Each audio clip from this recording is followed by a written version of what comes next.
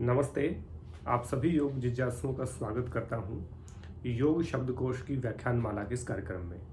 जैसा कि हम योग शब्दकोश की व्याख्यान माला शुरू कर रहे हैं, जिसमें अभी तक हमने क्रूर वायु को सबसे पहले लिया, तो आप सबकी जो रिक्वेस्ट है, जैसे मैंने कहा था कि आप किस शब्द को जानना चाहते हैं, तो बहुत सारे शब्द मेरे पास इकट्ठे हो गए हैं आपके कमेंट से, जितने मैसेज आपके आए, तो उन्हीं में से एक को मैं आज ले रहा हूँ और वो है गुल्म। गुल्म जो शब्द है वो बहुत बार आप देखेंगे हठ प्रदीपिका घृण संहिता में लिया जाता है और सामान्य तौर पे भी आयुर्वेद में भी गुल्म रोग होता है। तो बहुत सारे लोग कहते हैं कि गुल्म रोग क्या होता है, तो गुल्म जो शब्द है उसके ऊपर हम लेकर गए। गुल्म जब शब्द की हम बात करें तो गुल्म शब्द की जो उत्पत्ति है वो मुख्य रूप से, जैसे हम पेड़ को जड़ से न काट करके बल्कि उसको थोड़ा सा ऊपर से काटते हैं तने इसके पास से, और उसके बाद जो उसका ठूठ बच जाता है उसको मुख्य रूप से गुल्म कहते हैं।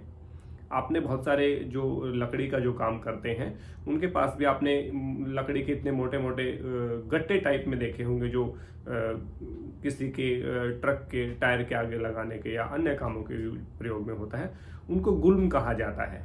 तो मुख्य रूप से गुल्म होता है कि पेड़ को बिल्कुल जड़ से न काट करके उसको जड़ के थोड़ा सा ऊपर से काटते हैं, यानी कि 1 से 1.5 फीट उसको छोड़ देते हैं, और उसको इसलिए छोड़ते हैं ताकि वो फिर से वो उसमें पेड़ बन जाए। तो 7 से 15-20 साल तक उसमें दोबारा से फिर से वो पेड़ हो जाता है। हमारे यहाँ ऐसा जो साल के जो वृक्ष होते हैं, साल के जो पेड़ होते हैं, उनके लिए भी ऐसा किया जाता है कि उनको ऐसे इस तरह से काटा जाता है ताकि फिर से वो उभर आए, फिर से वो अपना उसमें अंकुर फूट पड़े।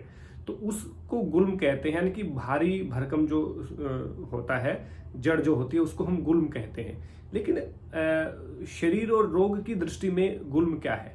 गुल्म होता है वायु का गोला, ठोस बन जाना। जैसे जिस प्रकार से जो पेड़ की जो जड़ है वो ठोस होती है, कठोर होती है और मजबूत होती है, ऐसे ही एक वायु का मजबूत और कठोर जो गोला है वो हमारे शरीर में बन जाना, वायु गोला उसको कहते हैं, उसको कहते हैं गुल्म रोग।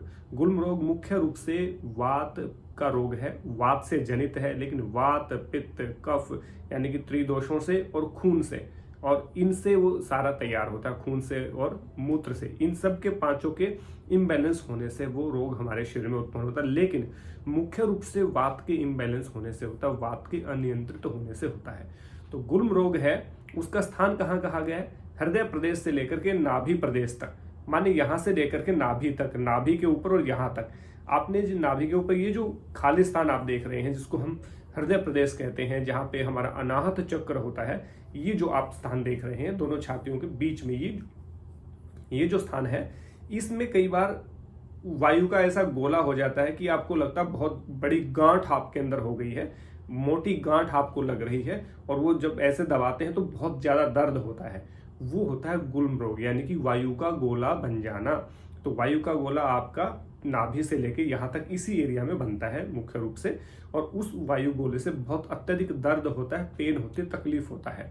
इससे आपको जो जब आप देखेंगे कि मूत्र विसर्जन करते हुए या मल विसर्जन करते हुए आपको तकलीफ होती है, कष्ट होता है, गैस जो पास हो रही होती है उसमें भी तकलीफ होती है, माने वायु का गोला बना हुआ है, ये इसके लक्षण कहलाते हैं। इसमें बहुत सारे कारण हो सकते हैं। कारण इसमें कैसे हो सकते हैं कि सबसे पहले कारण हो सकता है कि आप ज़्यादा देर तक भूखे रहे हैं, या फिर आपको कोई चोट लगी है, या फिर कब्ज भी इसका एक लक्षण हम कहेंगे कब्ज को। लेकिन बहुत सारे ऐसे कारण हैं कि जिससे गुल्म पैदा होता है। सबसे मुख्य रूप से आप देखें तो मूत्र विसर्जन है, यानी कि जब कोई वेग है, कोई भी वेग आप रोकते हैं तो उससे गुल्म रोग होने की संभावना अत्यधिक बढ़ जाती है। माने मूत्र का वेग है, यानी मूत्र आ रहा है लेकिन हम उसके वेग को रोक रहे हैं। ऐसे गैस लीक होना चाह रही है, उसको हम उसके वेग को रोक रहे हैं। मल विसर्जन करना चाहते हैं लेकिन उसके वेग को रोका हुआ है। जमाई है, छींक है, इस प्रकार से जितने भी वेग होते हैं, वीर्य का भी उसमें एक वेग है, उस वेग को रोकने से, यानी कि उन वेगों को रोकने से भी गुल्म रोग जो है बहुत प्रभावी होता है, मतलब उसको वो बढ़ जाता है। कई बार चोट लग जाती है, उसके कारण भी होता है, ज़्यादा भूखे रहने से होता है, अत्यधिक बासी खाना खाने से होता है। तो जितनी भी अनियंत्रित दिनचर्या होगी उसको गुल्म रोग होने की संभावना रहती है। तो गुल्म रोग कब होगा? जब आपको कोई चोट लगी है, आप किसी प्रकार का वेग आपने रोका हुआ है, वेग को धारण कर लिया, वेग को का विसर्जन नहीं कर रहे, तो आपको ये होता है। लक्षण मैंने बताया कि मुंह सूखना, दुर्बलता आना, आपके शरीर में कमजोरी आना, मूत्र विसर्जन करते हुए, मल विसर्जन करते हुए बहुत कष्ट और पीड़ा का अनुभव होना, आपके पेट में बहुत बड़ा गैस का गोला बनना, और वो हाथ आप जब लगाएंगे तो बहुत ज़्यादा तकलीफ उसमें होती है और वो तकलीफ असहनीय होती है। तो ये धीरे धीरे और भी ज़्यादा बन जाता है, रक्त के अंदर भी ये फैल जाता है, मूत्र के अंदर भी ये चला जाता है। तो वात से जनित है, लेकिन 5 प्रकार के इसके कारण और भी कहे हैं। तो ये मुख्य रूप से गुल्म रोग है, वात जनित रोग इसको कहते हैं मुख्य रूप से। और 5 प्रकार से होता है, जैसे वात से भी, पित्त से भी, कफ से भी, मूत्र से भी, और खून से यानी कि रक्त के दूषित होने से भी ये रोग उत्पन्न होता है। तो गुल्म रोग जहाँ पे आपको शब्द दिखे कि गुल्म रोग होते हैं, तो गुल्म रोग क्या है? वो आपके वायु का गोला बनता है, और उसको फिर बहुत सारे आपने देखा होगा देसी वैद्य जो होते हैं घर में, जो आपके बड़े बुजुर्ग होते हैं, उनमें उसको ऐसे ऐसे मसलते हैं, ऐसे जैसे मैंने देखा है कई बार परिवारों में देखा है कि वायु का यहाँ गोला बन जाता है। वैसे सामान्य रहता है, वैसे कुछ नहीं होता ऐसे, लेकिन जब वो वायु का प्रकोप बढ़ता है, अनियंत्रित वायु जब दूषित वायु हो जाती है और बढ़ जाती है, तो वो ऐसे गोले का रूप बना लेती है। ऐसा लगता है जैसे कोई फुटबॉल या कोई बड़ी बॉल यहाँ पे रखी है, और ऐसे दबाते तो बहुत दर्द होता है, और वो दबाते तो ऐसा लगता है गांठ बनी हुई है। तो उस गांठ को ही हम गुल्म कहते हैं। वो गांठ बन जाना शरीर में बहुत ज़्यादा रोग उत्पन्न करता है। आगे चल करके उससे बहुत ज़्यादा रोग और भी उत्पन्न होते हैं, अनेकों प्रकार के रोग, रक्त का दूषित होना, यानी कि यूरिन इन्फेक्शन होना, और भी बहुत सारे रोग उसमें होते हैं। तो हड्डियां कमजोर हो जाना, बहुत सारे रोग उससे पैदा होते हैं। तो गुल्म रोग ये होता है जिसको हम वायु के कुपित होने से होता है, वायु जो प्रकुपित हो जाती है उससे उत्पन्न होता है।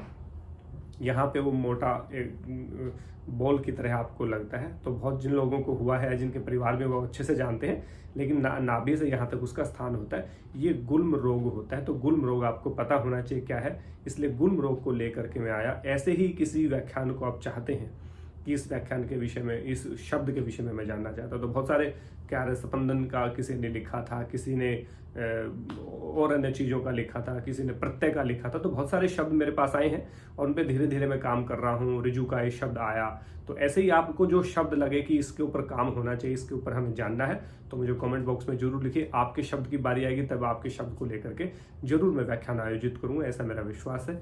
और आप सभी स्वाध्याय करें, अच्छे व्यक्तियों का सानिध्य करें और निरंतर योग का अभ्यास करें। और ये गुल्म रोग ठीक कैसे होता है, तो गुल्म रोग को ठीक होने का भी उपाय भी बता देता हूँ। नारियल का पानी पीना चाहिए, चावल का उपयोग करना चाहिए, आपको रोटी, आपको घी, आपको हलवा, आपको खीर, इस तरह की चीज़ें आपको खानी चाहिए।